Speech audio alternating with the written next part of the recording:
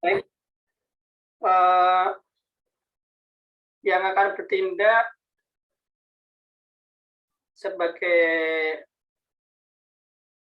MC sebenarnya Mas Andrian. Halo Mas Andrian. Mas Andrian.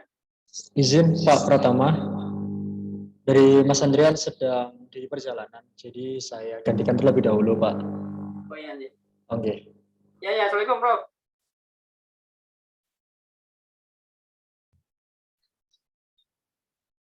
Oh ya, ini sudah kita mulai, nih. Bisa masuk atau gimana?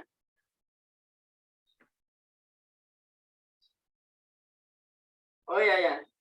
Kita mulai ya, sekarang ya. Nanti sambutan dari Prof. Surati ini bisa diwakili Pak Abdul Syakur ini di sini. Halo? Bisa dimulai, Pak Pratama? Iya, silakan Mas Andrian. Oke, baik. Bismillahirrahmanirrahim. Assalamualaikum warahmatullahi wabarakatuh. Assalamualaikum warahmatullahi wabarakatuh. Alhamdulillahirrahmanirrahim. Wa bihi nasta'in wa ala umuri dunya waddin. Shalatu wassalamu ala sayyidil anbiya'i wal mursalin. Sayyidina wa maulana Muhammadin wa ala alihi wa sahbihi wa barik wa sallim ajma'in. Amma ba'd. Selamat siang, salam sejahtera untuk kita semua. Yang terhormat, selaku Ketua PWNU Jawa Tengah yang kali ini diwakili oleh Kiai Haji Muhammad Nuh, yang kami hormati Ketua Umum IJMI Orwil Jawa Tengah dari Prof. Suradi beserta jajaran, yang pada kesempatan ini diwakili oleh Bapak Abdul Syakur beserta jajaran, dan juga rekan-rekan peserta dari webinar nasional IJMI Orwil Jawa Tengah. Alhamdulillahirrahmanirrahim, kita masih diberikan kesehatan, masih diberikan keceriaan untuk dapat bersilaturahmi dalam diskusi yang insya Allah dirahmati Allah ini. Pertama-tama izinkan saya perkenalkan diri. Saya Adi Aksa Rahman Firdaus yang diamanahkan sebagai Master of Ceremony. Mohon izin juga belum bisa menyalakan kamera karena sedang live streaming di YouTube. Nah, kemudian izinkan saya membacakan susunan acara untuk kegiatan siang hari ini. Yang pertama ada pembukaan, kemudian ada sambutan-sambutan, kemudian akan masuk ke pengantar diskusi yang akan disampaikan oleh moderator, kemudian presentasi narasumber, kemudian diskusi dan tanya jawab, dan terakhir akan ada penutup. Untuk mulai acara, marilah kita buka dengan bacaan basmalah bersama-sama. Bismillahirrahmanirrahim. Baik, kemudian akan diberikan sambutan oleh Ketua IJMI Orwil Jawa Tengah. Juga sudah bergabung Prof. Suradi Wijaya Saputra selaku Ketua Umum IJMI Orwil Jawa Tengah. Oleh karena itu, waktu dan tempat kami persilahkan. Bismillahirrahmanirrahim. Assalamualaikum warahmatullahi wabarakatuh. Alhamdulillah rabbil alamin. Arsala rasulahu bil huda wa dinil haq liyudhhirahu 'ala dinil kullihi wa kafa billahi syahida. Asyhadu an la ilaha illallah wa la syarikalah. Asyhadu anna Muhammadan abduhu wa rasuluhu amma ba'd. Yang saya hormati Pak Yai sebagai narasumber, Mas Pak Pranata selaku host di acara ini dan sebagai penanggung jawab, dan Pak Abdul Syakur selaku moderator, Pak Syakur ya, serta teman-teman panitia. Terima kasih sekali atas kerja kerasnya. Pertama-tama marilah kita panjatkan puji dan syukur kehadirat Allah SWT. Alhamdulillahirrahmanirrahim. Pada siang hari ini kita menyelenggarakan webinar untuk yang kedua kalinya, alhamdulillah, dan insya Allah akan terus berangkai dengan topik yang sebenarnya kita coba bangun sebagai sebuah topik besar, begitu adalah persatuan dan ukhuwah Islamiyah, ya, supaya ke depan kita betul-betul bisa membangun kebersamaan dalam variasi perbedaan. Saya mohon maaf karena posisi saya sekarang ada di lapangan, jadi dalam posisi yang kurang nyaman barangkali.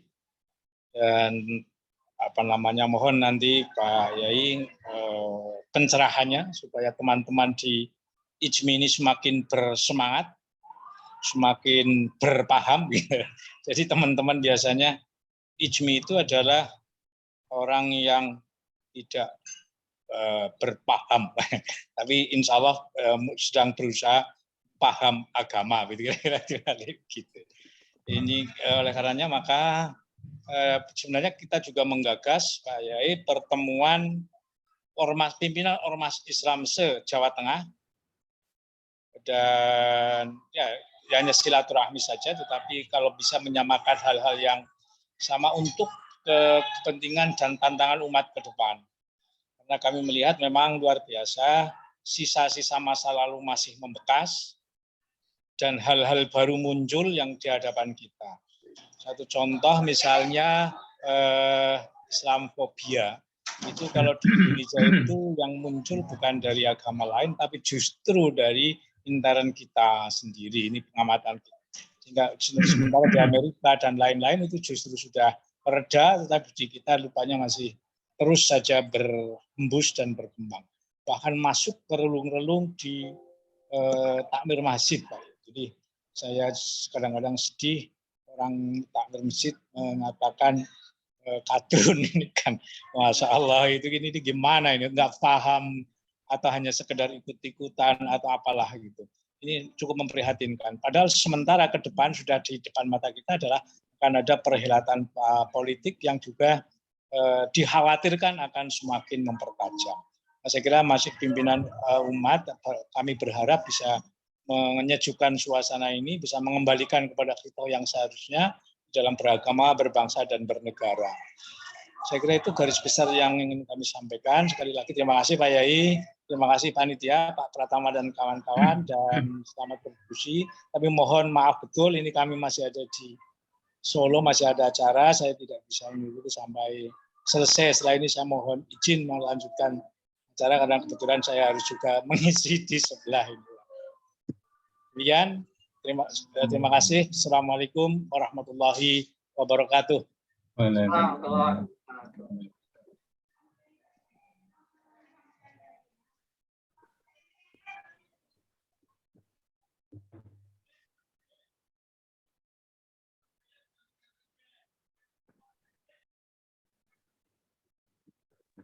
Monggo dilanjut Pak. Baik, terima kasih Prof. Suradi atas kesempatannya. Kemudian acara langsung dilanjutkan ke pengantar diskusi sekaligus disampaikan oleh moderator webinar. Kepada moderator kami persilahkan. Baik, terima kasih. Assalamualaikum warahmatullahi wabarakatuh. Waalaikumsalam warahmatullahi wabarakatuh. Alhamdulillahirrahmanirrahim. Ahmaduhu wa nasta'inu wa nastaghfiruh.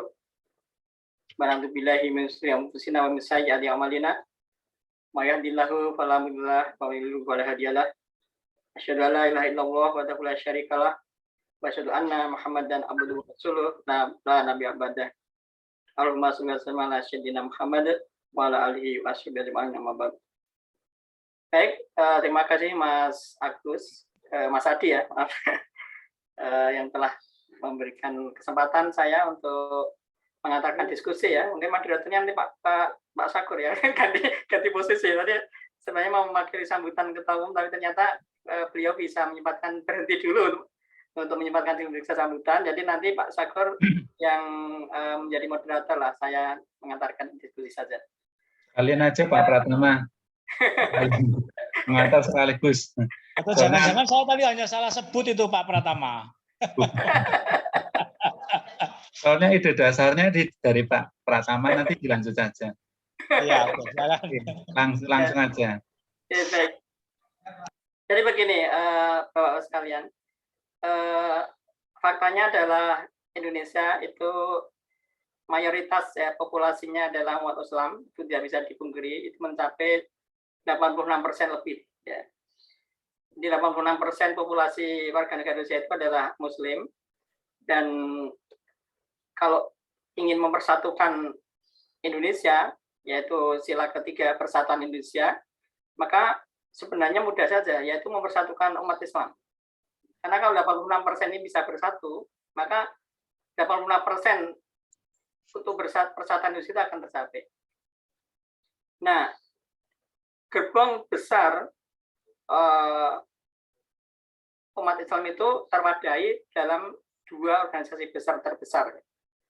Yang paling besar itu adalah NU, Nahdlatul Ulama. Kemudian yang kedua adalah Muhammadiyah. Kemudian yang ketiga, empat itu organisasi kecil lainnya, tapi juga penting. Nah, jadi idenya kalau untuk mencapai persatuan Indonesia, mana ITSMI, yang alhamdulillah ini adalah kumpulan orang-orang yang mungkin ada diberi amanah sedikit ya gitu. Di dalamnya juga banyak sekali berasal dari NU, dari Muhammadiyah, dari DI, dari Persis dan seterusnya. Jadi ITSMI itu sudah cerminan dari persatuan umat Islam sebenarnya, karena banyak sekali itu bisa bersatu di ITSMI. Nah, ini untuk skala nasional, maka kita akan bersama-sama dengan terutama organisasi besar NU dan Muhammadiyah untuk terus mendorong terjadinya persatuan umat Islam supaya persatuan Indonesia itu segera tercapai. Apalagi ini menghadapi tahun-tahun politik ya, 2024. Jadi umat Islam mesti akan menjadi sasaran yang untuk mendapatkan suara banyak. Dan karena itu sudah saatnya umat Islam itu bersatu untuk menentukan nasib dalam petik nasib sendiri. Jadi apalagi di tengah-tengah populasi yang sangat besar itu, penguasaan ekonomi, nah kita prihatin. Mayoritas yang besar itu ternyata tidak menguasai ekonomi nasional. Justru dikuasai oleh sebagian kecil. Nah, bagaimana kita mendorong di depan untuk kita bersama-sama NU, Muhammadiyah, dan organisasi yang lain itu terus kita menjalin persatuan untuk terus bersinergi untuk menciptakan persatuan yang lebih baik, yang adil ya, dan berkeadilan sosial sebagaimana dalam peraturan Pancasila. Jadi idenya seperti itu. Sehingga mudah-mudahan ini webinar ini terus seri tiap bulan. Ini alhamdulillah yang kemarin seri pertama dari Ketua PW Muhammadiyah Jawa Tengah, kemudian alhamdulillah yang kedua ini dari PWNU, dan selanjutnya yang ketiga bulan Juli insya Allah dari Ketua MUI Jawa Tengah dan seterusnya. Begitu kira-kira pengetahuan diskusi siang hari ini. Mudah-mudahan nanti PWNU ini akan membagikan makalah ya peran Nahdlatul Ulama dalam mewujudkan persatuan Indonesia yang berkeadilan sosial. Dan output dari kegiatan ini nanti buku. Kita akan buat buku, mudah-mudahan nanti dari PWNU juga ada makalah begitu yang kita kompilasi. Mudah-mudahan pada akhirnya kita ada sebuah buku yang isi rekomendasi untuk mewujudkan persatuan yang lebih baik dengan insyaallah. Begitu pengantar dari saya. Mang Ben ini silakan langsung baca kepada Kiai Haji Muhammad Nuh yang tidak sebagai wakil dari Kiai Haji Muhammad Muzamil PWNU Jateng. Monggo dipersilakan. Baik, terima kasih. Assalamualaikum warahmatullahi wabarakatuh. Assalamualaikum warahmatullahi wabarakatuh. Bismillah, alhamdulillah, wa syukrulillah, wassalatu wassalamu ala rasulillah, wa ala alihi wa sahbihi wa mawalah, amma ba'd.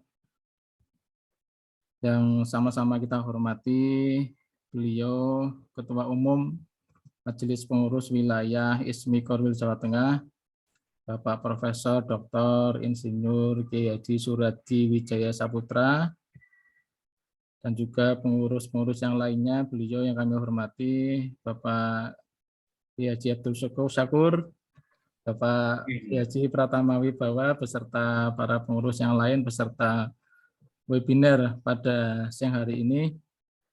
Puji syukur kehadirat Allah Subhanahu wa Ta'ala atas segala limpahan rahmat dan karunia-Nya, sehingga pada siang hari ini kita dipertemukan dalam suatu majelis yang penuh berkah, majelis yang insya Allah sangat bermanfaat sekali. Bertemunya majelis, berkumpulnya orang-orang yang memang mencintai ilmu dan sebagainya. Salawat serta salam senantiasa kita sanjungkan kepada junjungan kita Nabi Agung Muhammad Sallallahu Alaihi Wasallam. Semoga kita semuanya termasuk umat yang mendapatkan syafaatnya di dunia hatal akhirah. Amin Allahumma amin. Sebelumnya saya menyampaikan amanat salam dari beliau Bapak Kiai Haji Muzamil selaku Ketua Tanfidiyah PWNU Jawa Tengah dengan ucapan Assalamualaikum warahmatullahi wabarakatuh. Beliau pada hari ini memang bersamaan dengan kegiatan yang lain dan itu sudah lama terjadwalkan berkaitan dengan konsolidasi di beberapa cabang seperti itu. Dan perkenalkan, nama saya Muhammad Nuh. Saya di PWNU Jawa Tengah sebagai Ketua Lakpesdam. Lakpesdam itu satu lembaga lembaga di bawah PWNU Jawa Tengah yang bergerak di bidang kajian dan pengembangan sumber daya NU Jawa Tengah. Jadi biasa disingkat dengan Lakpesdam Jawa Tengah. Dan saya memang baru pagi tadi dihubungi sama beliau, sehingga mohon maaf Bapak, saya belum sempat membuat makalah. Kalau memang nanti diharuskan ada makalah, nanti insya Allah saya susulkan setelah acara hari ini. Di dalam undangan memang tertera dengan tema, subtema, kontribusi Nahdlatul Ulama untuk penguatan persatuan Indonesia yang berkeadilan sosial bagi seluruh rakyat Indonesia. Izinkanlah tentunya ketika saya melihat subtema ini, izinkanlah saya akan menyampaikan bagaimana pandangan Nahdlatul Ulama dari internal Nahdlatul Ulama itu sendiri terhadap nilai-nilai persatuan dan kesatuan, dan juga nanti pandangan kedua kita sesuaikan dengan kondisi real masalah-masalah sosial yang memang selama ini menyeliputi bangsa kita ini, yang hari demi hari justru permasalahan sosial itu menjadi tajam ya, baik itu secara vertikal maupun secara horizontal ya, dan ini tentunya membutuhkan peran dari semua lembaga-lembaga, peran dari semua organisasi-organisasi masyarakat yang ada di negara kita, di Republik Indonesia, tentunya termasuk IJMI ini, karena kita ini adalah sebuah organisasi masyarakat yang memang memiliki kontribusi yang sangat besar terhadap jalannya kita di dalam berbangsa dan bertanah air ini, memiliki kontribusi yang sangat besar. Nah, melihat dari subtema ini tentunya ketika kita berbicara tentang Nahdlatul Ulama, maka bahwa kita ketahui bersama Nahdlatul Ulama sejak kelahirannya ini merupakan wadah perjuangan untuk menentang segala bentuk penjajahan dan merebut kemerdekaan negara Republik Indonesia dari penjajah Belanda dan Jepang pada saat itu. Sekaligus memang aktif melakukan dakwah-dakwahnya untuk senantiasa menjaga kesatuan negara Republik Indonesia dalam wadah Negara Kesatuan Republik Indonesia. Nah, tentunya bagaimana Nahdlatul Ulama dalam perannya yang begitu besar dalam memperjuangkan kemerdekaan Indonesia, mempertahankan keutuhan NKRI, ya. Tentunya dapat kita lihat dari latar belakang lahirnya Ormas Nahdlatul Ulama itu sendiri.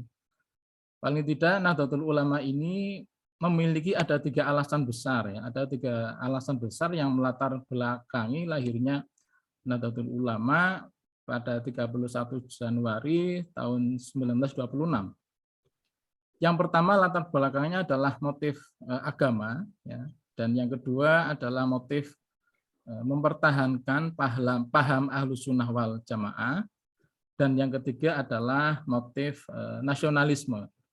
Nah, motif nasionalisme ini timbul karena Nahdlatul Ulama lahir dengan niatan yang kuat untuk menyatukan para ulama dan tokoh-tokoh agama dalam melawan penjajahan.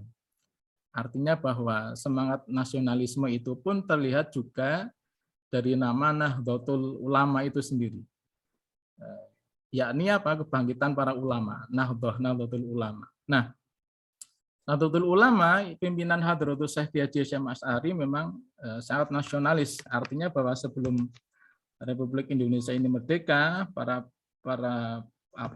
pemuda di berbagai daerah mendirikan organisasi-organisasi yang bersifat kedaerahan, ada pemuda Betawi, yang Jawa, yang Ambon, yang Sumatera dan sebagainya. Nah, akan tetapi kiai-kiai Nahdlatul Ulama justru mendirikan organisasi pemuda yang bersifat nasionalis. Nah, pada tahun 1924 ini para pemuda pesantren ya ini mendirikan Subban Al-Waton ya. Pemuda yang cinta tanah air, pemuda yang cinta tanah air. Nah, organisasi pemuda itu kemudian menjadi Ansor Nahdlatul Ulama ya.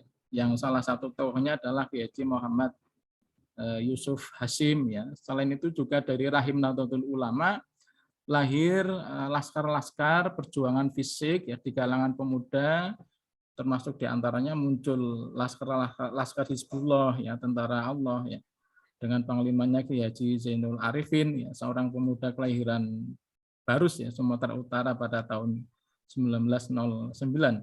Dan di kalangan orang tua juga lahir Sabilillah ya, jalan menuju Allah yang komandoi Kiai Haji Maskur ya. Laskar-laskar NU di atas tentunya siap berjuang jihad menegakkan agama dan bangsa, mengusir penjajah Belanda dan Jepang untuk merebut kemerdekaan negara kesatuan Republik Indonesia. Nah, tentunya Nahdlatul Ulama dalam setiap langkahnya selalu mengutamakan kepentingan bangsa, negara, dan senantiasa memang dilandasi oleh dasar syariat Islam dan nilai-nilai keislaman. Juga didasari atas nilai-nilai keindonesiaan. Didasari atas nilai-nilai keislaman, ya, nilai-nilai syariat Islam, nilai-nilai keislaman, dan juga nilai-nilai keindonesiaan dan semangat nasionalisme yang tinggi. Nah, hal ini tentunya dapat kita lihat bagaimana latar belakang Nahdlatul Ulama ini lahir, bagaimana perannya yang begitu besar ya dalam perjuangan kemerdekaan Republik Indonesia dan mempertahankan keutuhan negara Republik Indonesia yang dipimpin Kiai Haji Hasyim Asy'ari, sangat menjunjung tinggi nilai-nilai kebangsaan dan juga nilai-nilai nasionalisme yang berdasarkan atas syariat Islam itu sendiri. Nah, tentunya dengan nilai-nilai inilah Nahdlatul Ulama, ketika Nahdlatul Ulama menyadari secara betul bahwa perspektif Nahdlatul Ulama ini harus menjaga kedaulatan bangsa dan menjaga keutuhan negara Republik Indonesia, termasuk diantaranya Nahdlatul Ulama senantiasa menganjurkan untuk senantiasa memupuk ya, persatuan di tengah masyarakat yang plural ya. Memupuk di tengah masyarakat yang plural. Kalau kita ini kan pluralisme, kulturalisme, berbeda paham, golongan dan lain sebagainya, ini bukanlah merupakan suatu perbedaan, tetapi suatu bingkaian di dalam negara kesatuan Republik Indonesia itu sendiri.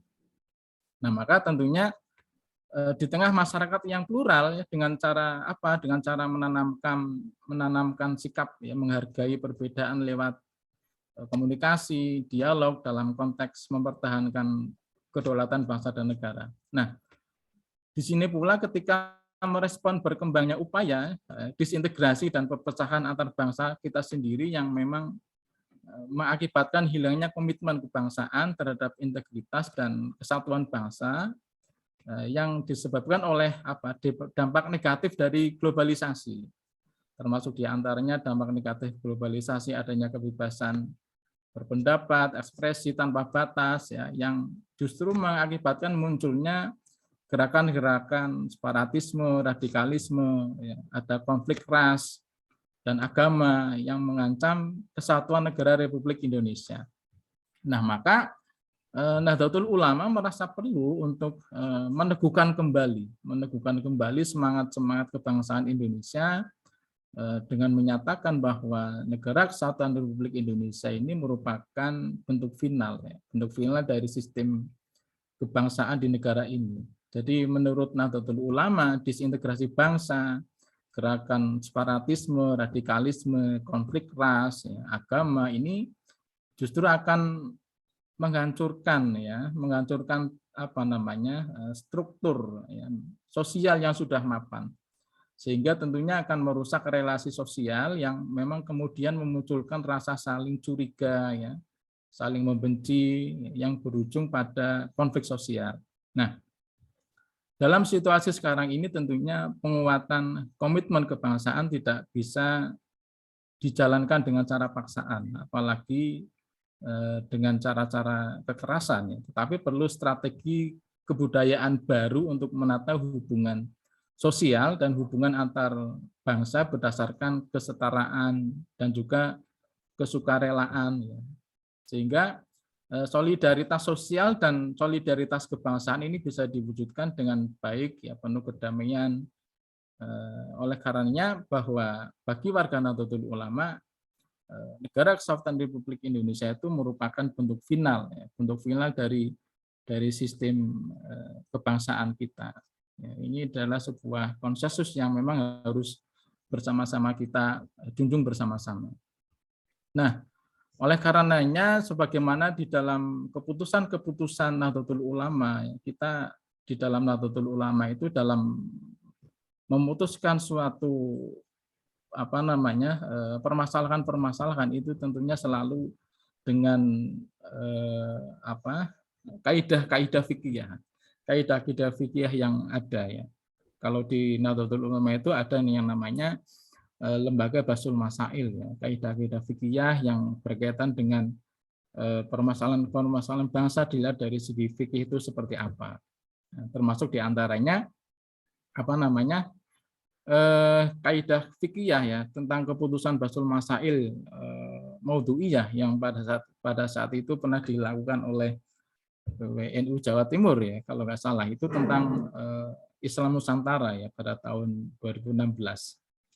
Bahwasanya selain untuk menjaga kedaulatan bangsa dalam bingkai Negara Kesatuan Republik Indonesia, juga menganjurkan untuk memupuk persatuan di tengah masyarakat yang plural, ya, dan ini perlu ditanamkan sikap menghargai perbedaan dan menjaga hak antar sesama, diantaranya dengan cara bagaimana? Diantaranya dengan cara menghargai ajaran agama lain, ya, melestarikan budaya dari suku dan agama apapun selama tidak bertentangan dengan syariat, ya.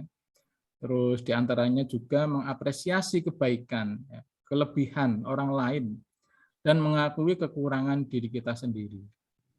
Dan selanjutnya menghindari caci maki terhadap orang lain, ya, karena alasan perbedaan itu tentunya sangat harus kita hindari. Terus kita juga harus bisa menghindari anggapan menjadi orang yang paling baik, ya, dan menganggap orang lain tidak baik, ya, sehingga mengabaikan kewajiban berbuat baik. Terus juga membiasakan berbuat kebajikan terhadap siapapun, ya, dan tentunya harus senantiasa memprioritaskan nilai-nilai agama secara utuh, ya, dan mendalam di lingkungan internal, ya, Nahdlatul Ulama, yaitu Ahlussunnah wal Jamaah.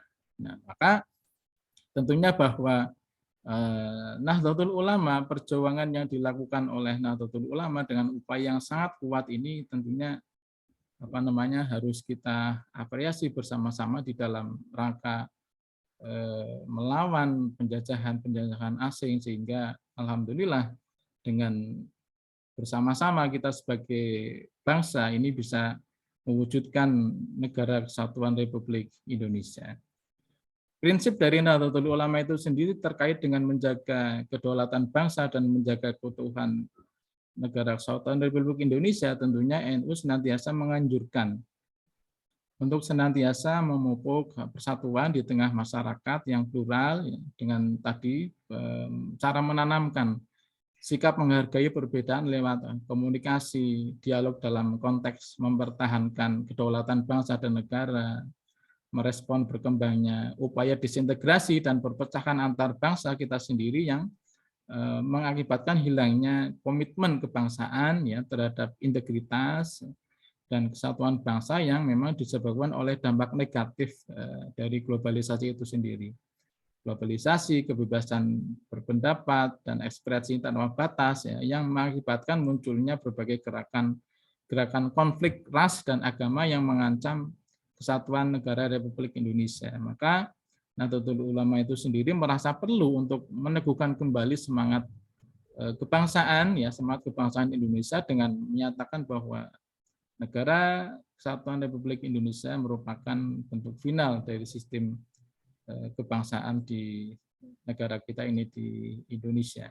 Nah, namun tentunya akhir-akhir ini banyak sekali konflik-konflik ya yang bermunculan di negara kita, konflik yang bersifat internal, baik konflik itu bersifat secara vertikal maupun secara horizontal. Nah, konflik-konflik sosial itu bagaimana muncul di negara kita memang karena banyak sekali kalau kita lihat melalui pandangan-pandangan agama itu kan muncul ke dunia ini memunculkan bisa menjadi alat nomor satu, bisa menjadi alat pemecah belah. Ketika menjadi alat pemecah belah, ketika di situ ada tafsir agama yang berbeda-beda, sehingga tafsir agama yang berbeda-beda itu tentunya akan memunculkan sikap fanatisme. Nah, sikap fanatisme yang berlebihan inilah yang tentunya akan menimbulkan sikap-sikap yang memang akan memunculkan sikap separatisme, akan memunculkan sikap radikalisme, dan juga akan memunculkan sikap-sikap yang kurang baik ya, ketika fanatisme di dalam agama itu secara berlebihan. Apakah kita tidak boleh fanatik? Ya tentunya kita boleh-boleh saja berfanatik, tetapi ketika kita diibaratkan ketika kita hidup di dalam sebuah rumah ya, di mana rumah itu tanpa adanya jendela, rumah itu tanpa adanya pintu, di mana rumah itu yang ada hanya tinggal diri kita sendiri, tentunya kita akan melihat bahwa kebenaran itu ya hanya diri kita. Orang di luar kita juga pasti akan salah dan juga keliru. Nah, maka inilah ketika sikap fanatismenya yang sangat-sangat berlebihan yang justru akan merugikan bangsa kita itu sendiri. Termasuk konflik-konflik agama di negara kita pun sendiri, konflik sesama agama juga menimbulkan terjadinya adanya konflik itu sendiri. Bahkan sesama agama Islam, satu organisasi itu juga terkadang menimbulkan konflik sendiri ya. Contohnya ya sama-sama Islam, sama-sama NU ya, ketika berbeda pandangan paham politik ya, beda pilihan gubernur, beda pilihan wali kota, itu saja terkadang sendiri terjadi sebuah permasalahan. Apalagi sesama Muslim, sesama Islam, beda organisasi, ini celah-celah konflik itu juga akan semakin terjal itu sendiri. Karena di dalam internal organisasi sendiri masih bisa menimbulkan konflik, apalagi yang memang di luar organisasi. Nah, bagaimana seharusnya penguatan kita terhadap permasalahan bangsa ini sehingga sikap Indonesia ini menjadi sebuah negara yang baldatun, thayyibatun, warabun ghafur. Tentunya harus ada sebuah keseimbangan ya, harus ada sebuah keseimbangan sistem sosial yang ada di negara kita. Selama ini memang sistem sosial di negara kita boleh dikatakan dalam tanda kutip ya, pincang ya. Artinya apa? Artinya bahwa karena sebuah sistem sosial ketika salah satu sistem itu pincang, maka akan mengakibatkan menjadikan sistem yang lainnya juga akan ikut pincang. Dalam bidang politik, dalam bidang ekonomi, dalam bidang hukum ya, dalam bidang pendidikan ya, dalam bidang agama, ini tentunya harus bisa berjalan selaras ya. Dalam bidang pendidikan contohnya, kenapa sih bangsa Indonesia kita ini orang mudah sangat sekali dihasut, orang mudah sangat sekali diprovokator ya. Ya memang literasi di negara kita kan sangat kurang ya. Literasi negara kita sangat kurang. Artinya bahwa 1000 banding 1, setiap 1000 orang itu hanya 1 orang yang memang membaca buku ya, dan ini datanya ya kuat ya. Artinya dengan adanya kemunculan teknologi, orang enggan untuk banyak membaca buku, banyak membaca permasalahan-permasalahan sosial ya. Apalagi kemajuan teknologi ini tidak diikuti dengan adanya meningkatnya pendidikan di negara kita. begitu juga tentang politik, begitu juga tentang agama. Bagaimana sekarang ini banyak sekali orang-orang mengaitkan agama dengan agama dengan berdirinya sebuah negara ini, agama dijadikan sebagai alat untuk merubah ideologi dan sebagainya. Ini tentunya menjadi permasalahan bangsa kita itu sendiri, termasuk bagaimana munculnya sikap-sikap ekstremisme yang akhir-akhir ini muncul, ya, ingin mengubah ideologi bangsa kita, ya, termasuk juga dari politik, bagaimana komitmen-komitmen politik oleh para pemangku kepentingan di negara ini tentunya harus melihat kebijakan-kebijakan itu bagaimana kebijakan yang pro rakyat kecil, ya, pro rakyat, sehingga rakyat merasa terayomi dengan kebijakan-kebijakan yang ada di negara kita. Begitu juga dengan sistem sosial yang lainnya, dengan sistem penegakan hukum, ya, sistem penegakan hukum. Bagaimana supaya hukum itu tidak seperti hanya mata pisau, ya, tajam ke bawah, tumpul ke atas. Ini juga tentunya menumbuhkan keadilan, ya, dan juga bagaimana ekonomi ini rakyat, ya, bisa menikmati pertumbuhan ekonomi yang bisa dinikmati oleh rakyat kita, ya, karena selama ini kan disparitas kesenjangan dari sisi ekonomi sangat tinggi antara yang kaya semakin kaya, yang miskin semakin miskin, ya, sehingga menimbulkan banyak sekali kecemburuan sosial, ya, termasuk bagaimana kebijakan pemerintah, kebijakan publik itu ketika era Orde Lama sampai sekarang ini masih banyak menimbulkan konflik di daerah-daerah, yang itu memang memunculkan sikap-sikap berdirinya organisasi-organisasi yang memang berafiliasi ke disintegrasi, sehingga alhamdulillah ketika adanya era otonomi daerah ini bisa dijadikan sebagai penyembuh, ya, istilahnya, ya, untuk tetap terintegrasi di dalam sebuah negara kesatuan Republik Indonesia. Nah, sebetulnya negara kita dengan sistem Pancasila ini sudah sangat baik, sudah sangat bagus, ya, karena di dalam sebuah negara yang pluralismenya sangat tinggi, multikulturalisme sangat tinggi, membutuhkan sebuah ideologi pemersatu bangsa kita, termasuk ideologi itu adalah ideologi Pancasila. Memang Pancasila itu bukanlah agama, tetapi Pancasila itu tentunya dilahirkan dari nilai-nilai agama. Itulah mengapa Nahdlatul Ulama sangat menerima Pancasila dijadikan sebagai ideologi bangsa kita ini, karena memang di dalam ideologi itu ada nilai-nilai agama, ada nilai-nilai persatuan, ada nilai-nilai permusyawaratan, dan juga mengandung unsur nilai-nilai keadilan sosial, ya, keadilan sosial, dan itu semuanya adalah ajaran-ajaran dari agama kita, khususnya adalah di Islam.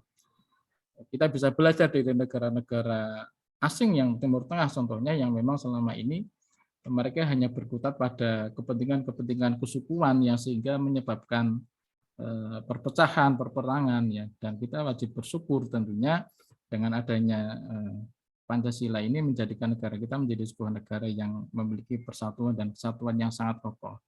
Tetapi kita juga harus sadar bahwasanya Indonesia itu, ya, sumbu pendek, ya. Artinya sumbu pendek itu bahwa Indonesia itu sangat melekat dengan adanya konflik. Indonesia itu sangat melekat dengan konflik, ya, karena memang konflik itu tidak bisa dihilangkan, konflik itu tidak bisa dihilangkan, tetapi bagaimana konflik itu hanya bisa di manajemen konflik, karena memang pada dasarnya memang sikap manusia itu sendiri adalah berkonflik, ya, sehingga inilah tanggung jawab kita bersama sebagai organisasi masyarakat ormas yang memang sebagai salah satu pilar, ya, salah satu ormas sebagai salah satu pilar seluruh ormas ini di negara kita memiliki kewajiban berkontribusi terhadap negara kita, terutama berkaitan dengan persatuan dan kesatuan, dan tentunya termasuk diantaranya dalam bidang ekonomi. Bagaimana ekonomi ini harus memiliki ekonomi yang berkeadilan, ekonomi yang berkeadilan sosial. Artinya bahwa sumber-sumber ekonomi ini tidak hanya dikuasai oleh sebagian orang saja, tetapi harus bisa dinikmati pembangunannya oleh seluruh rakyat Indonesia ini. Kita kan sebetulnya sangat ini ya, bahwa Indonesia ini kan ya yang memimpin juga saudara-saudara kita semuanya, yang pemangku kepentingan juga saudara-saudara kita semuanya. Tapi bagaimana terkadang kita bisa menghilangkan ego, kepentingan dari organisasi tersebut, dan juga secara politik bagaimana para penguasa ini juga harus mencontohkan sikap-sikap yang arif dan bijaksana di dalam di dalam memperebutkan kekuasaan, ya, sehingga bagaimana kekuasaan itu ketika sudah bisa direbutkan antara yang mayoritas yang berkuasa, tentunya hak-hak dari minoritas juga harus tetap diperhatikan.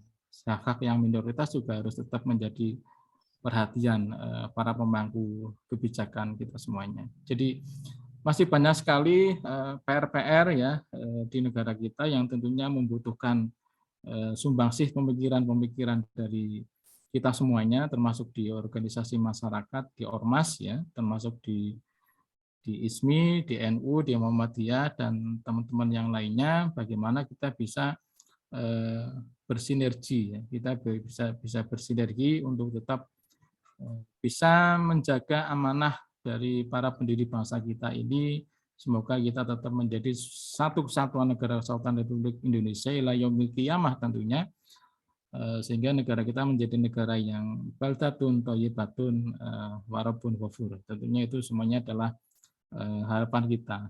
Itu termasuk pandangan-pandangan dari internal kita, dari Nahdlatul Ulama, baik dari sisi awal berdirinya NU, tujuan berdirinya NU, dan juga bagaimana NU merespon ya permasalahan-permasalahan sosial yang memang akhir-akhir ini muncul di negara kita, yang itu akan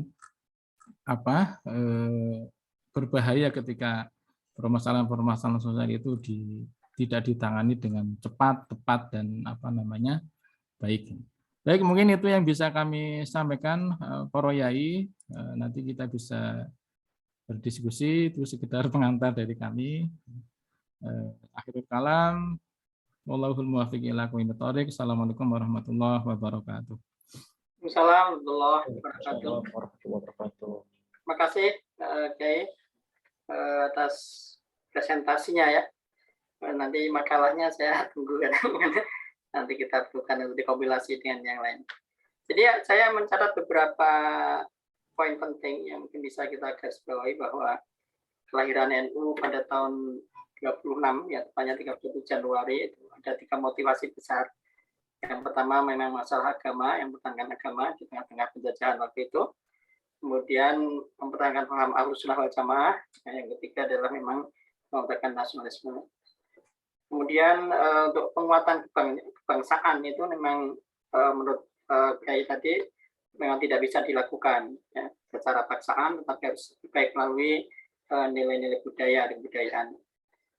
Kemudian tadi juga disampaikan bahwa salah satu caranya adalah dengan melonsing ya, atau memperkenalkan Islam Nusantara ya, 2016 yang digagas oleh teman-teman dari NU Jawa Timur. Jadi NU Nusantara itu bagian dari kebudayaan ya, untuk penguatan kebangsaan dari kebudayaan.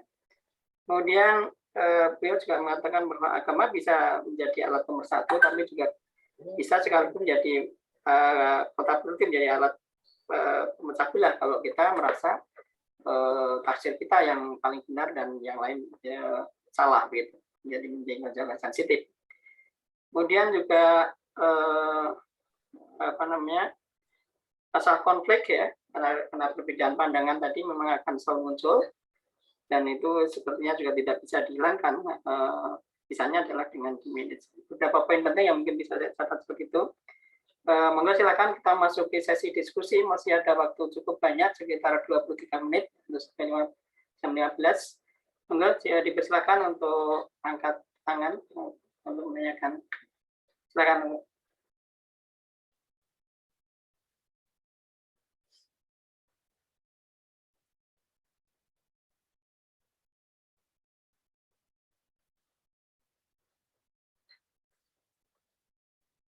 Silakan monggo Bapak-bapak, Ibu-ibu.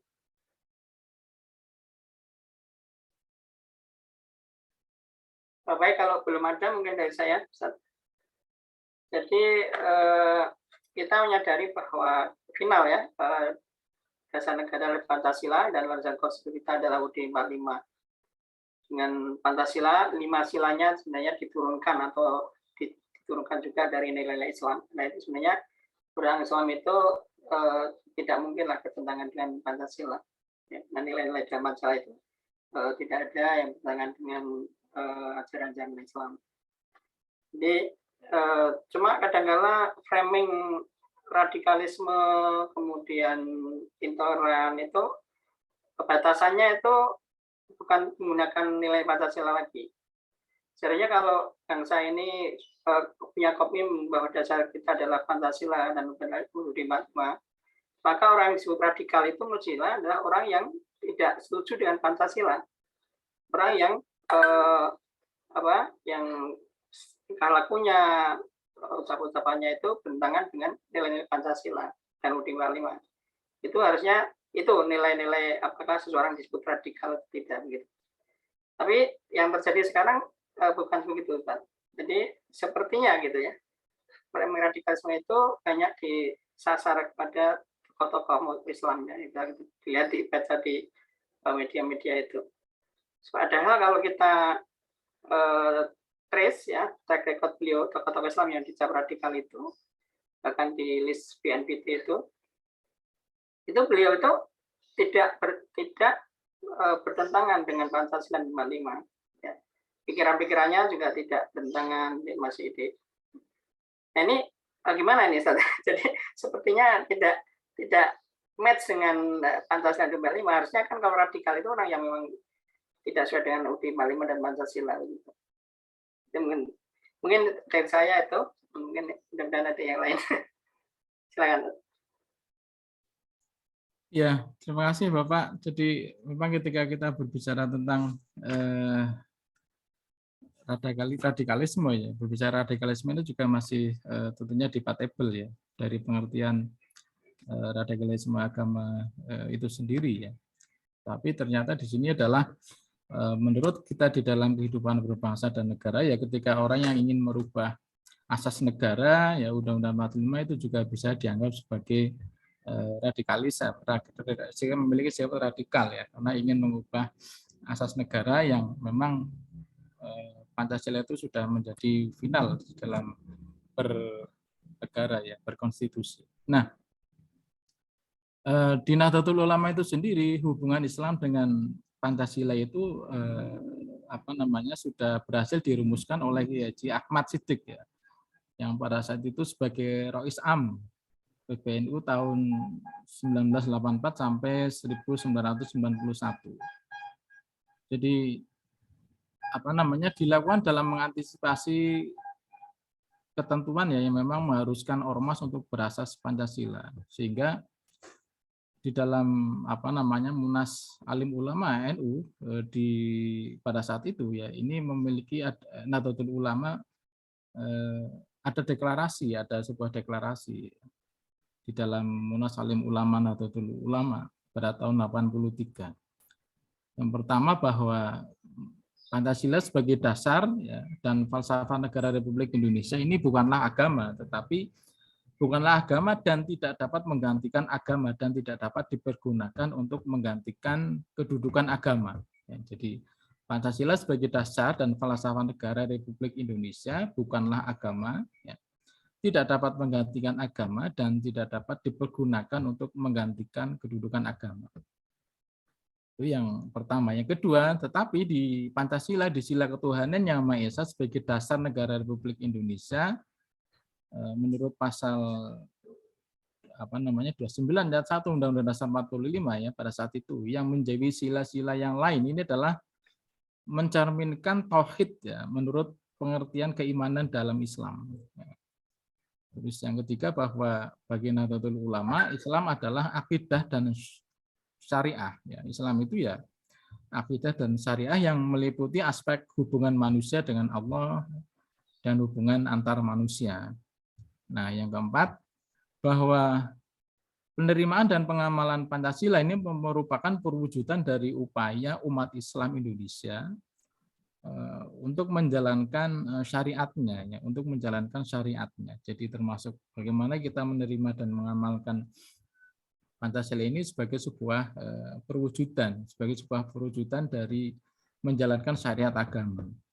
Tentunya sebagai konsekuensi dari sikap di atas, Nahdlatul Ulama ini ya berkewajiban mengamankan ya pengertian yang benar tentang Pancasila dan pengamalannya yang murni dan konsekuen oleh semua pihak ya.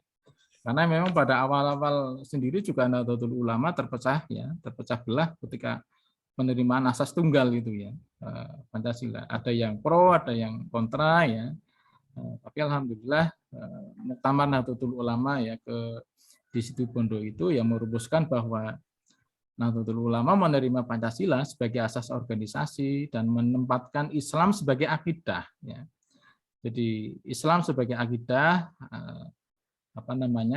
Pancasila sebagai asas organisasi. Tentunya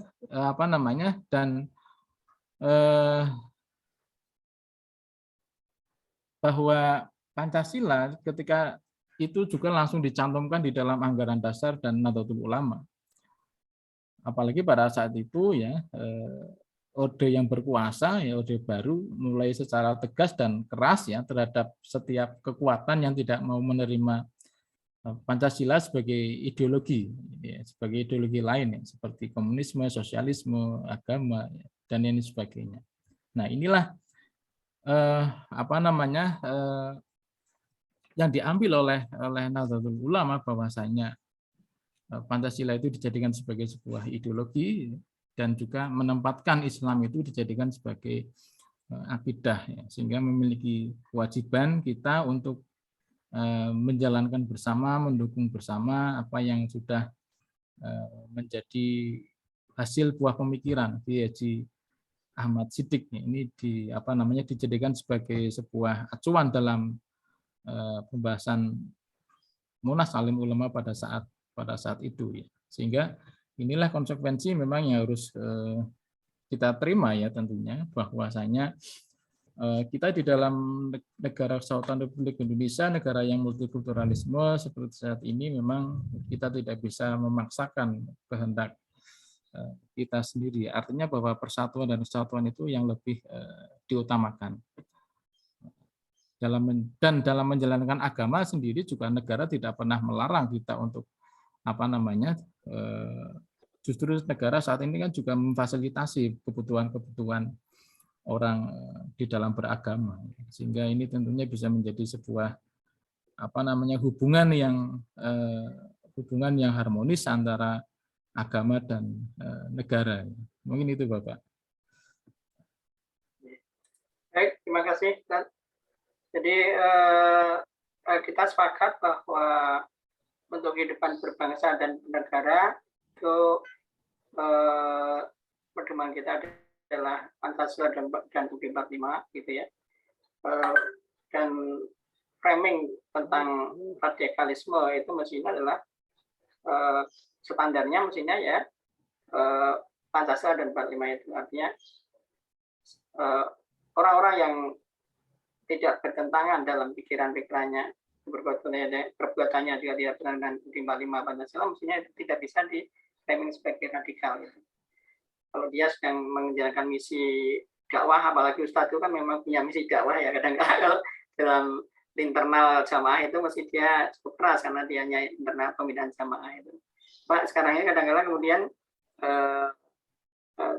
direkam kemudian di-upload di medsos, nah itu yang kadang menjadi masalah. Padahal sebenarnya itu konsumsi internal jamaah kadang-kadang lain. Sehingga banyak jadi hal yang itu menjadi sumber-sumber sumber-sumber untuk tidak bersatu. Mudah-mudahan sampai ada perbaikan ya, ada daftar BNPT yang menempatkan para ustadz kita radikal pada beliau adalah tidak bertentangan dengan bangsa dan 45 dan bisa direvisi dan begitu. Silakan monggo Bapak yang lain, tadi Pak Akka Yustisa present tapi kalau sudah live kan ada pertemuan yang urgent. Iya, iya betul Pak Yai. Jadi makanya tadi saya sampaikan bahwasanya bagaimana untuk menjaga kedaulatan bangsa dalam BGNKRI ini kita perlu menganjurkan untuk memupuk persatuan ya di tengah masyarakat. Maka perlu ditanamkan sikap ya, menghargai sebuah perbedaan. Betul tadi ketika agama itu ya pasti akan menimbulkan sikap fanatisme, termasuk kalau framingnya di internal untuk jamaah kita ya pasti kita akan menguatkan akidah bagaimana jamaah kita supaya tetap berada di dalam koridor akidah Ahlussunnah wal Jamaah. Tentunya seperti itu. Tetapi bagaimana sikap fanatisme itu tidak muncul berlebihan, yang dimana sikap fanatisme yang berlebihan itu akan memunculkan sebuah konflik tentunya. Nah, maka Nahdlatul Ulama sendiri itu sudah komitmen ya dengan menghargai ajaran agama lain ya, melestarikan budaya dari suku dan agama apapun ya selama tidak bertentangan dengan syariat ya, mengapresiasi kebaikan ya, kelebihan orang lain ya, dan mengakui kekurangan diri sendiri ya, menghindari caci maki terhadap orang lain karena alasan perbedaan ya, menghindari anggapan menjadi orang yang paling baik ya, menganggap orang lain tidak baik sehingga mengibatkan kewajiban berbuat baik ya, dan juga membiasakan berbuat kebajikan terhadap siapapun dan memprioritaskan penanaman nilai-nilai agama secara utuh ya, dan di lingkungan internal Ahlussunnah wal Jamaah itu sendiri. Sehingga harapannya ketika hal-hal ini sudah selesai di organisasi masyarakat keagamaan lainnya, saya kira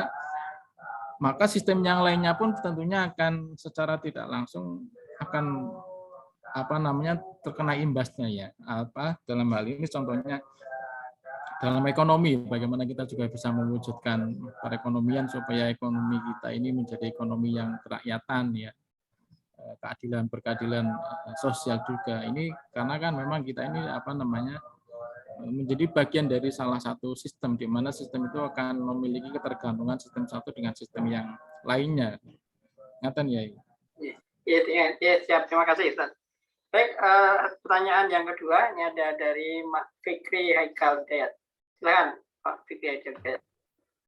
Baik, terima kasih Bapak atas kesempatannya.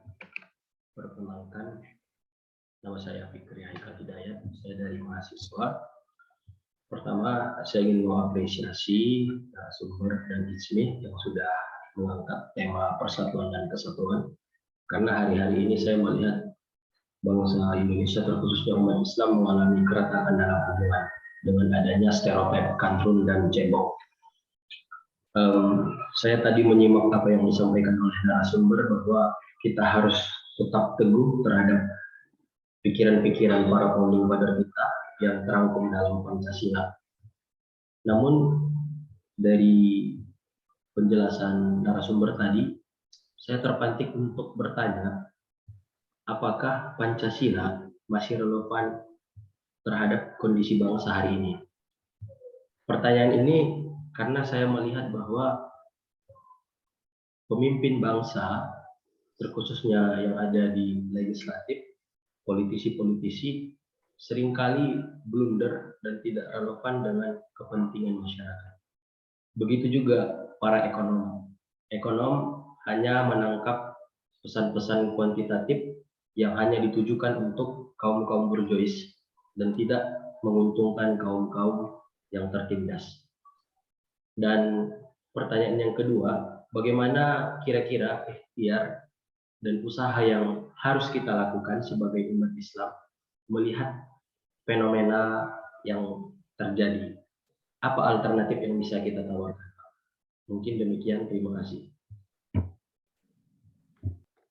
Terima kasih Mas Fikri Hidayat atas dua pertanyaannya. Yang pertama, apakah Pancasila masih relevan dengan kondisi bangsa saat ini? ya, di mana banyak yang keputusan-keputusan atau perilaku pejabat negara mungkin banyak yang tidak sesuai dengan Pancasila. Dan yang kedua, bagaimana usaha yang harus dilakukan ketika itu terjadi itu saat ini. Silakan ya, silakan. Baik, terima kasih Mas Fikri Haikal ya pertanyaannya. Itu memang pertanyaan yang selama ini muncul ya, terutama di generasi-generasi sekarang ya. Apakah sudah relevan atau belum ketika ternyata kita dipertontonkan oleh oknum-oknum ya, oknum-oknum politik dan oknum-oknum pemangku kebijakan yang tidak relevan, tidak sesuai dengan nilai-nilai Pancasila. Jadi kalau Pancasila itu pada hakikatnya baik, hakikatnya bagus ya, tetapi di dalam implementasinya terkadang ada oknum-oknum yang memang kurang di dalam mewujudkan nilai-nilai dari hakikat sila-sila Pancasila itu sendiri. Jadi tentunya kita tidak bisa disamaratakan kebiah-uyah seperti itu ketika ada oknum yang memang tidak sesuai dengan nilai-nilai Pancasila sehingga langsung menjustifikasi bahwa Pancasila sudah tidak relevan seperti itu. Tetapi tentunya bahwa dalam implementasinya banyak sekali ya, karena banyak sekali orang-orang yang memang di dalam menjalankan roda kepemimpinan, roda pembangunan ini yang melenceng dari nilai-nilai agama dan juga nilai-nilai luhur dari Pancasila itu sendiri. Sebenarnya kalau kita bisa memahami hakikat ya, hakikat dari sila-sila Pancasila itu sendiri, bagaimana hakikat ketuhanan yang Maha Esa, ya, bagaimana hakikat kemanusiaan yang adil dan beradab, ya, bahwa bahwasanya kemanusiaan itu kan kalau kita lihat ya secara nilai hidup manusia yang ini kan harus nanti manusia itu kan makhluk ya, yang berbudi, yang memiliki potensi pikir, rasa ya, karsa dan cipta kemanusiaan, terutama berarti bahwa sifat manusia itu memang merupakan esensi dan identitas manusia karena memang manusia itu bermartabat ya. Maka kemanusiaan yang adil dan beradab, bagaimana hakikat nilai-nilai persatuan Indonesia itu sendiri, terus hakikat kerajaatannya dipimpin oleh hikmat ya. Nah, maka di sini bunyinya itu kan kerakyatan yang dipimpin oleh hikmat ya, bukan hikmah ya, bukan hikmah tapi hikmat. Coba kita cermati makna hikmat itu sendiri apa sih? Nah, kalau kita cermati makna hikmat itu kan sebetulnya orang yang memiliki keselarasan antara pikiran, hati, lisan, perbuatan ini sama ya. Kalau Nabi ya, Nabi Muhammad itu ya uswatun hasanah. Uswatun hasanah mencontohkan perbuatan, ucapan semuanya baik. Nah, harapannya adalah Indonesia itu ya dipimpin oleh yang berhikmat, ya, hikmat, memiliki hikmat ya, di dalam memimpin masyarakatnya, karena kan kita 246 juta jiwa penduduk Indonesia tidak mungkin membuat keputusan satu-satu, maka kita keputusannya berdasarkan permusyawaratan ya, di ada perwakilan ya, ada perwakilan di lembaga-lembaga legislatif maupun di lembaga-lembaga eksekutif ya. Nah, maka bagaimana yang seharusnya orang-orang Indonesia itu harus bisa dipimpin oleh orang-orang yang hikmat ini. Artinya mereka orang yang beragama ya tentunya harus taat dengan agamanya. Orang beragama ya harus taat dengan Allah Subhanahu wa taala kalau Islam ya. Kalau orang sudah takut dengan Allah ya insya Allah mereka takut tidak akan korupsi, tidak akan ngapusi ya. Mereka akan amanah dan sebagainya. Nah, ini memang yang terkadang selama ini kita dipertontonkan dengan orang-orang yang cenderung justru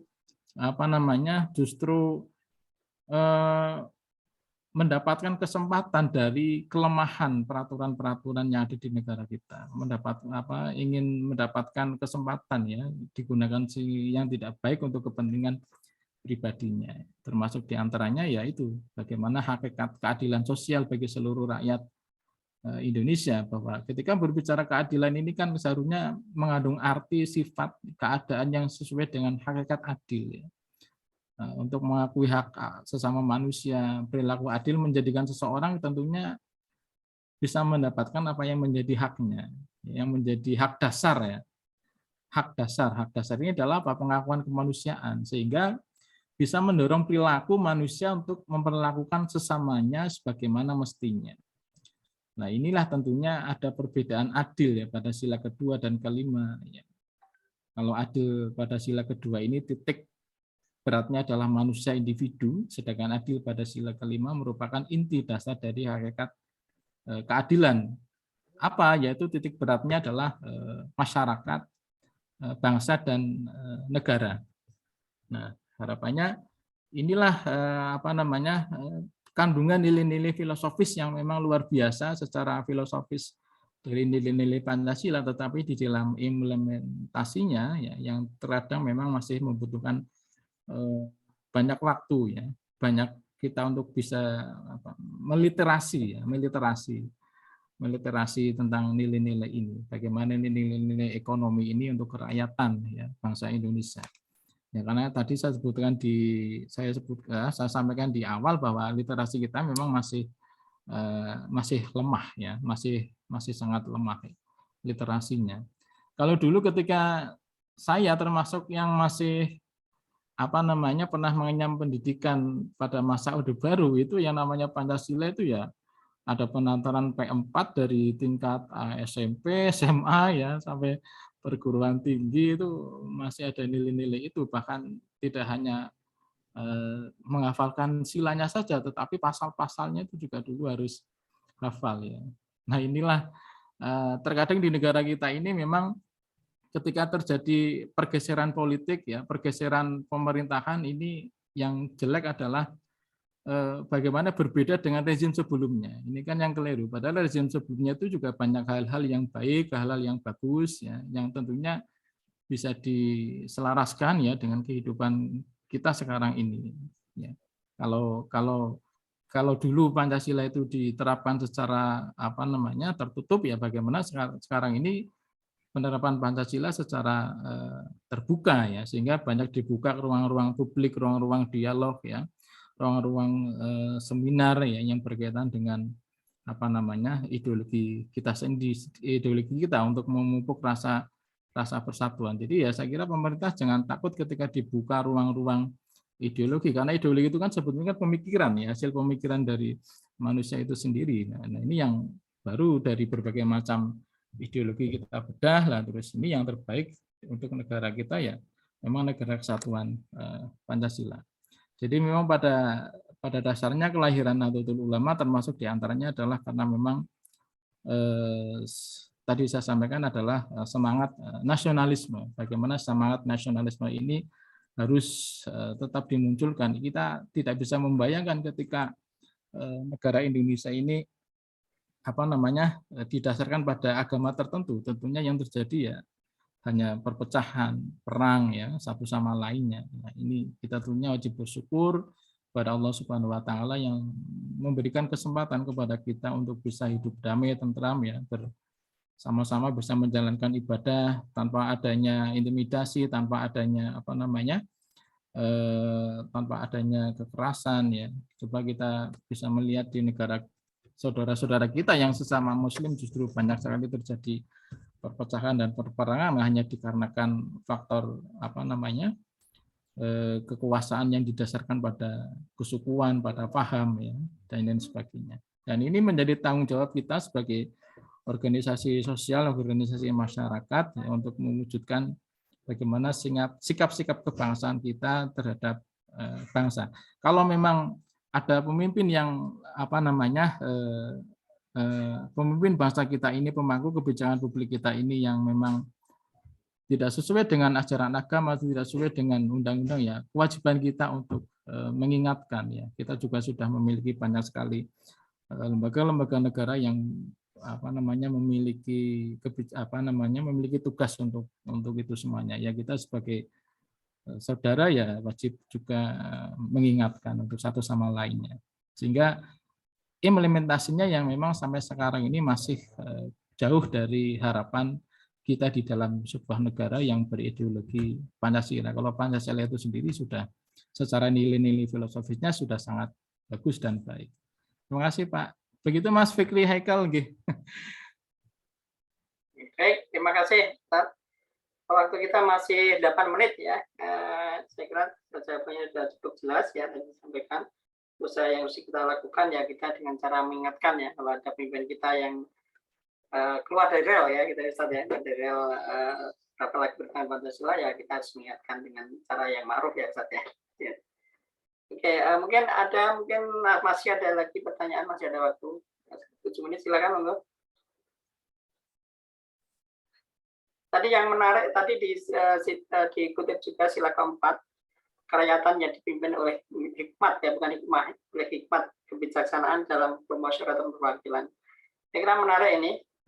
Tadi disampaikan bahwa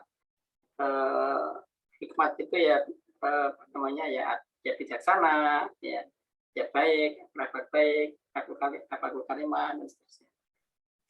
Ini pas ini nanti menjelang tahun-tahun politik 2024 ya. Mungkin kita bisa menyaring ya siapa-siapa yang berpotensi ya nanti menjadi pemimpin negeri kita. Maka bisa memilih lah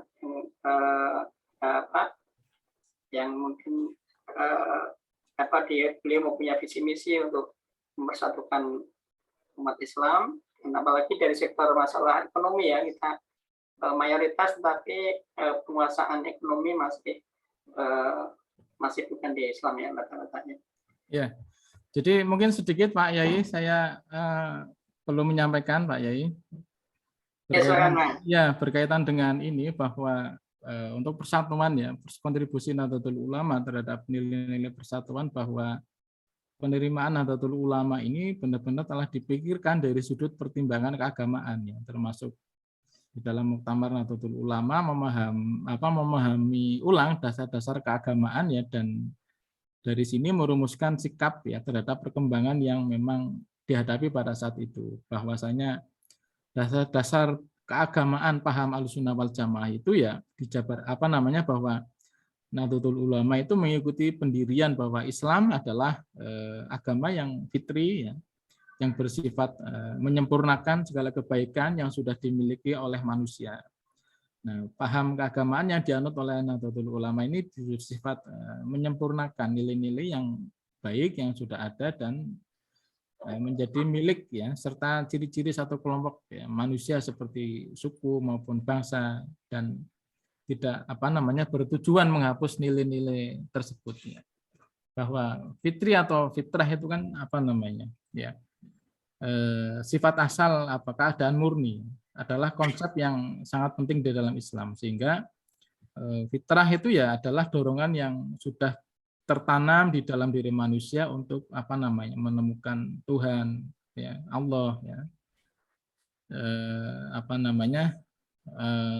bagaimana dorongan hati ini menyebabkan manusia bisa menyerahkan diri kita kepada Allah Subhanahu wa taala. Tentunya bagaimana dengan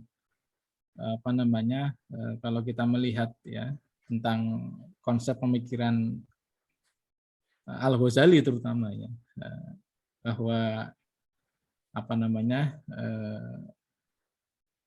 manusia ini sangat komprehensif ya, bahwa Imam Al-Ghazali itu menyatakan bahwa pengenalan hakikat diri adalah dasar untuk mengenal Tuhan.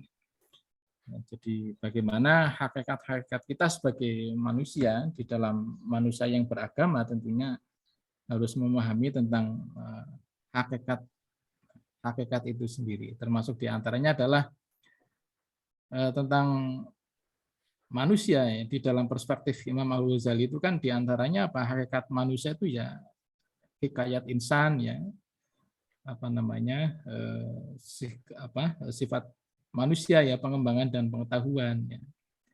Nah, sehingga harapannya manusia akan bisa menemukan jati dirinya, jati diri siapa sih kita, siapa sih tugas kita di bumi ini, untuk apa tugas kita di bumi ini. Kalau di dalam negara Indonesia itu ya bagaimana kita bisa mengenal, bisa melihat namanya wawasan Nusantara ya pada saat itu ya. Wawasan Nusantara itu kan bagaimana kita melihat ya, kita melihat tentang diri kita terhadap bangsa kita ya. Terus kita harus seperti apa dan kita harus bagaimana, sehingga itulah yang harapannya memang Pancasila, nilai-nilai persatuan ini menjadi sebuah satu komitmen kebangsaan yang harus kita junjung bersama-sama. Ngaten Pak Yai Pratama. Ya, siap. Terima kasih. Baik, Bapak Ibu sekalian, waktu kita tinggal 2 menit. Kalau tidak ada pertanyaan mungkin bisa kita akhiri. Sebelumnya saya simpulkan dulu. Jadi Ustaz Muhammad Nur sebagai wakil PWNU Perujatu sepakat bahwa Pancasila adalah final ya sebagai landasan negara begitu. Tapi tidak berarti itu menjadi menggantikan agama ya, tidak menggantikan agama. Itu adalah landasan sebagai kehidupan berbangsa dan nilai-nilai yang ada Pancasila adalah yang tidak bertentangan dengan agama. Karena itu sebagai bangsa warga negara Indonesia kita mesti terus mengupayakan persatuan Indonesia melalui persatuan umat Islam ya. Dan dia juga sepakat bahwa untuk mencapai persatuan itu maka kita harus saling menghargai satu sama lain dan tidak merasa kita yang paling benar, tapi kita juga semua diri bahwa kita mungkin punya potensi salah juga dan juga siap dikoreksi. Kemudian untuk pemimpin kita yang menjalankan tidak sesuai dengan Pancasila, maka cara menegurnya ya harus kita tegur. Dan apalagi kalau NU dan Muhammadiyah itu juga punya wakil-wakilnya ya di berbagai organisasi politik gitu ya. Hampir semua partai politik ada di situ, ada NU, di situ ada Muhammadiyah juga. Iya betul. Jadi mungkin lewat itu bisa titip pesan untuk disampaikan kalau ada pemimpin kita yang tidak sesuai dengan rel dan Pancasila dan 45. Baik, terima kasih. Mungkin dari saya sebagai moderator mohon dimaafkan apabila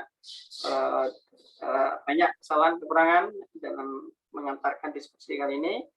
Mudah-mudahan kita bisa bertemu lagi pada insya Allah bulan ini Juli ya. Karena harus berasal dari MUI Jawa Tengah insya Allah. Dan mudah-mudahan nanti NU, kemudian Muhammadiyah, MUI, dan orang lain terus bersama-sama ISMI dan organisasi yang lain terus mendorong wujudnya persatuan Indonesia, persatuan Islam, dan apalagi nanti menuju tahun-tahun politik yang rentan gitu. Mudah-mudahan nanti kita bisa memilih pemimpin yang benar-benar punya jiwa Islam yang baik. Terima kasih kesempatannya Pak Yai. Terima kasih. Sama-sama. Ya. Dari saya akhiri dulu. Nanti saya kembalikan lagi waktunya kepada MC. Assalamualaikum warahmatullahi wabarakatuh. Waalaikumsalam warahmatullahi wabarakatuh. Waalaikumsalam warahmatullahi wabarakatuh. Terima kasih sekali lagi kami sampaikan atas presentasi dan juga insight dari Kiai Haji Muhammad Nuh selaku mewakili PWNU Jawa Tengah dan juga moderator Bapak Pratama Wibawa. Nah, ada banyak sekali insight menarik yang saya sendiri dapatkan, mulai dari Pancasila sudah final sebagai dasar negara dan juga bagaimana kita sebagai generasi muda dan masyarakat bisa mengimplementasikan kembali dan mengamalkan Pancasila sesuai dengan amalan-amalan yang bisa digerakkan dalam keseharian. Mungkin kiranya demikian saudara-saudara sekalian. Setelah sesi tanya jawab akan masuk kepada sesi penutup, maka dengan ini marilah kita tutup diskusi ini dengan bacaan kafaratul majelis. Bismillahirrahmanirrahim. Subhanakallahumma wa bihamdika asyhadu an la ilaha illa anta astaghfiruka wa atubu ilaik. Terima kasih dan juga mohon izin untuk sesi foto bersama dahulu. Bapak Ibu hadirin sekalian, mungkin yang bisa menyalakan kamera bisa dinyalakan dahulu.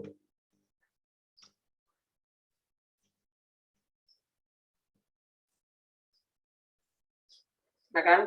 Oke, baik. Izin saya share dan izin saya screenshot juga. Oke, dalam hitungan 1, 2, 3. Baik, sekali lagi.